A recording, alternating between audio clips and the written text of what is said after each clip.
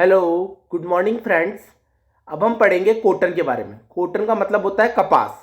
कपास के types, processing and production of cotton पढ़ेंगे हम। ठीक है, तो सबसे पहले इसका इंट्रोडक्शन पढ़ेंगे हम, फिर प्रोडक्शन पढ़ेंगे, फिर प्रोसेस पढ़ेंगे और फिर स्ट्रक्चर ऑफ कॉटन पढ़ेंगे। ठीक है, तो सबसे पहले इंट्रोडक्शन। ये कपास क्या है? ये किंग ऑफ फाइबर है। फाइबर का किंग है। तंतुओं में तंतुओं का राजा कौन है? कॉटन है। कॉटन क्या है? एक वेजिटेबल फाइबर है जो कि सीड के जो कि कपास का जो बीज होता है उसके चारों ओर जो होता है वो कॉटन ही होता है। कॉटन प्लांट में जो कपास का जो बीज होता है उसके चारों ओर जो कॉटन होता है वो कॉटन ही होता है। ठीक है ना, कॉटन प्लांट वेजिटेबल फाइबर में। ठीक है, cellulose, it is A cellulose fibre containing carbon, hydrogen and oxygen. Cellulose क्या होता है? इसमें 90% सेल्यूलोज होता है। इस फाइबर में, इस कॉटन फाइबर में सेल्यूलोज 90% होता है और कार्बन, हाइड्रोजन एंड ऑक्सीजन का मिक्सचर होता है ये। ठीक है, cotton fibre are creamy white, ये वाइट कलर का होता है कॉटन। और जो कि इसकी लेंथ क्या होती है? 2 से 8 इंच की लेंथ होती है। ठीक है, छोटे लेंथ वाले क्या होते हैं? उनसे टॉवेल रुमाल वगैरह बनते हैं, लेकिन जो बड़े लेंथ के होते हैं उनसे क्या कपड़े बनते हैं। ठीक है ना, ये हुआ कॉटन। कॉटन क्या है? It belongs to Malvaceae family and class Gossypium. ये गोसिपियम, इसके गोसिपियम जीनस होता है इसका, गोसिपियम। और ये मालवेसिया फैमिली से बिलोंग करता है। ठीक है, it is a seed hair fibre taken from plant. Seed hair होता है ये, जो कि प्लांट से लिया जाता है। सीड हेयर बाल के तरीके का कपास होता है ये। Cotton is one of the major cellulosic fibres. ये सेल्यूलोजिक फाइबर होता है। मेजर क्या होता है? मेजर सेल्यूलोजिक फाइबर होता है। Types of cotton fibre: Gossypium hirsutum, Gossypium arboreum, Gossypium barbadense. ये क्या होते हैं? टाइप्स होते हैं कॉटन फाइबर के, कपास के।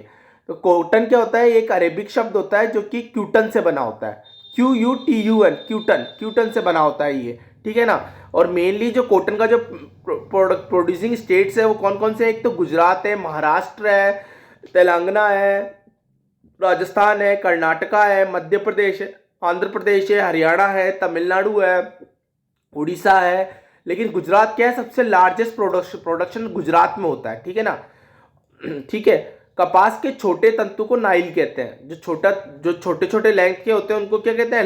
नाइल कहते हैं उनको। ठीक है, ये आग जल्दी पकड़ लेता है ना। इसकी संरचना चपटी, घुमावदार, बल खाते हुए फीते के समान होती है। ठीक है ना, चपटी, घुमावदार, बल खाते हुए फीते के समान होती है इसकी संरचना। ठीक है, कपास की। अब हम पढ़ेंगे production and structure of cotton. मैंने बताया प्रोडक्शन कहाँ कहाँ होता है, आपको बताया ही है। गुजरात में सबसे ज्यादा प्रोडक्शन इसका होता है। ठीक है ना।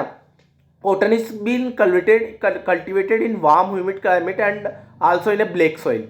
ये इसकी खेती किस में होती है? ब्लैक सॉइल में होती है। और इसको कल्टिवेटेड कब करते हैं? वार्म ह्यूमिड क्लाइमेट में करते हैं। ठीक है ना, इसको इस तरीके से उगाते हैं। Cotton plant is grown from 6 to 8 week. कम से कम इसको 60 से 80 दिन या 80 से 100 दिन लग जाते हैं इसको, प्लांट को ग्रो करने में, कपास को। ठीक है, after pollination it takes 2 to 3 days to develop fruit flower. ठीक है ना। पॉलिनेशन का मतलब क्या है? परागकण।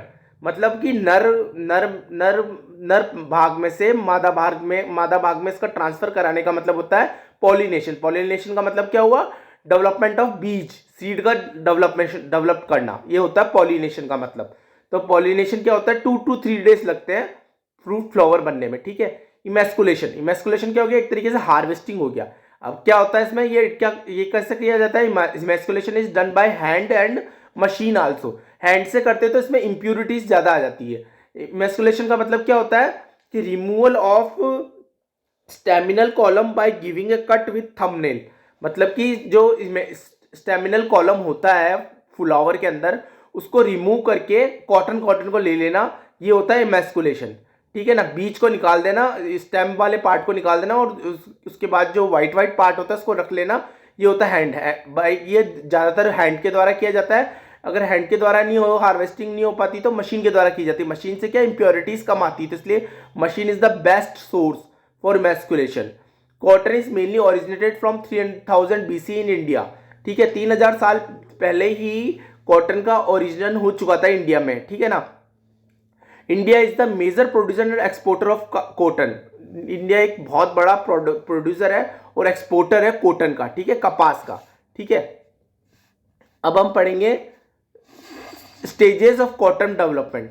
क्या क्या स्टेजेस होती है। सबसे पहले फ्लावर बनता है, उसमें ओवेरी होती है, ये स्ट्रक्चर अपन आगे पढ़ेंगे फ्लावर का।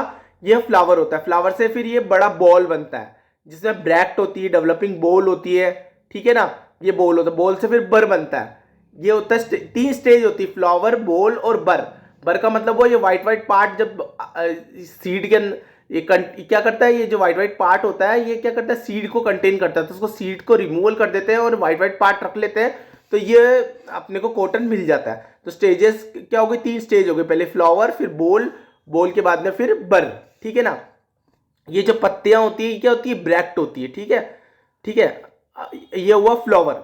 अब जो फ्लावर होता है उसकी संरचना कैसी होती है, जो इसमें क्या बोलते हैं, स्टेमन होता है, स्टेमन, ये जो स्टेमन वाला पार्ट होता है, अंतर फिलामेंट, ये जो ये है, इसको हम रिमूव कर देते हैं और इसके बाद अब इसको, इसी को ही इमेस्कुलेशन कहा जाता है, ठीक है। जो व्हाइट व्हाइट पार्ट होता है, इस व्हाइट व्हाइट पार्ट को अपन रख लेते हैं। ये ओवेरी होती है, ये पिस्टल होता है, और स्टिग्मा होती है, इसमें पेटल होता है, इसमें ब्रैक्ट होती है। ये क्या है, फ्लावर का स्ट्रक्चर है, ये कॉटन फ्लावर का स्ट्रक्चर है, कॉटन फ्लावर का ये स्ट्रक्चर है, ठीक है ना।